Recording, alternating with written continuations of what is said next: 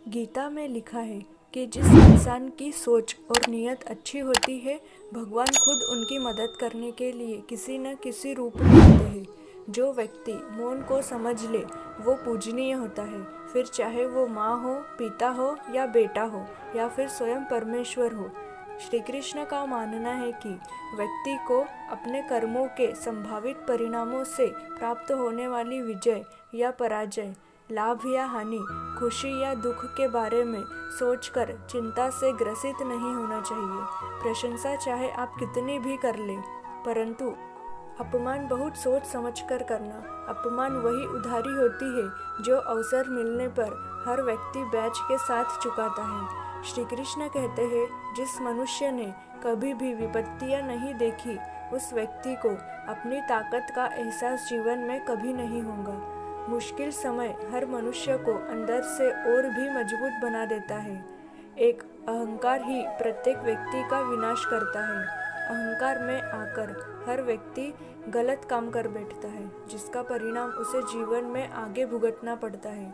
किसी को इतने बुरे शब्द भी मत बोलो कि खुद को बाद में माफ़ी मांगने के लिए खुद पर शर्म आए। मनुष्य को कोई अधिकार नहीं है कि वह किसी और के बारे में वह बुरा सोचे। बिना किसी की वजह जाने बिना किसी को गलत समझना, यह भी बहुत बड़ी गलती होती है। मनुष्य को अपने दिमाग पर पूरा नियंत्रण रखते आना चाहिए। यदि हम इसे नियंत्रित नहीं कर सकते तो एक दिन हमारा ही नुकसान होता है। हमारा ही अपना दिमाग अपना दुश्मन बन जाता है। जीवन जीने का तरीका कोई आपसे सीखे ऐसा जियो। अपने मन को उसी काम में लगाओ जिसमें आपका स्वयं का मन लगता हो। लोगों को देखकर अपनी पसंद मत बदलो। लोग क्या कहते हैं यह सोचना बंद करना ही बेहतर होता है, क्योंकि लोगों का विचार करने से भी व्यक्ति के मन में नकारात्मकता आती है। जीवन जीने का एकमात्र तरीका अपने में खुश रहो, फिर सारी दुनिया अच्छी लगने लगती है। आपकी बातों में इतनी सच्चाई होनी चाहिए कि सामने वाला व्यक्ति आपसे बात करने के लिए तरसे। किसी को दर्द देना आसान होता है, पर किसी को जीवन जीने का सही तरीका सिखाना बहुत मुश्किल होता है।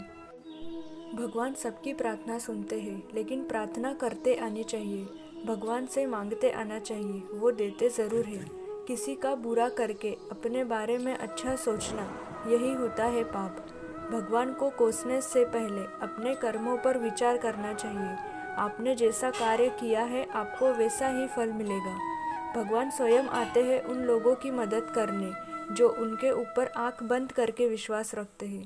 श्री कृष्ण के अनुसार जीतने के लिए खुद को प्रेरित करना ज़रूरी है, और प्रेरणा का सबसे बड़ा साधन आपके अपने विचार होते हैं। इसलिए व्यक्ति को हमेशा बड़ा सोचना चाहिए और खुद को जीतने के लिए हमेशा प्रेरित करते रहना चाहिए। श्री कृष्ण कहते हैं, क्रोध के समय व्यक्ति को स्वयं पर नियंत्रण रखना चाहिए और गलती के समय थोड़ा झुक जाना चाहिए। यही तरीके अपनाने से जीवन की समस्या का निवारण हो जाता है। अहंकार मनुष्य को बर्बाद कर देता है। जो व्यक्ति कष्ट मिलने पर भी धैर्य नहीं खोता, उसकी मदद भगवान अवश्य करते हैं। श्री कृष्ण कहते हैं कि यदि गलत को गलत कहने की क्षमता नहीं है तो आपकी प्रतिभा व्यर्थ होती है। वह व्यक्ति अधिक खुश रहता है जो दूसरों से कोई आस नहीं लगाता और दूसरों की जिंदगी से अलग जीवन जीता है। अपने आप को हमेशा यह यकीन दिलाते रहना चाहिए कि आप सही हो। यही ज़रूरी नहीं है कि सारी दुनिया आपको सही समझे। व्यक्ति को मनुष्य का जीवन कई पश्चातापों से मिलता है, उसे सही तरीके से जीना चाहिए।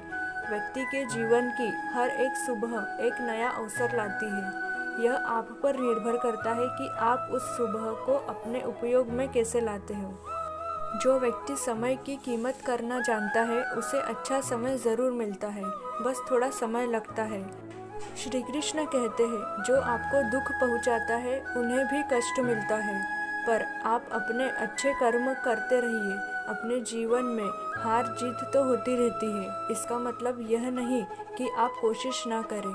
श्री कृष्ण कहते हैं, हमेशा याद रखना, ऐसा कोई जीवन नहीं होता जिसमें कोई दुख न आए, और जिसमें दुख ही नहीं आता वो जीवन ही नहीं होता है। जीवन में मुश्किलें आना ज़रूरी है, वरना मनुष्य भगवान को याद ही नहीं करेगा।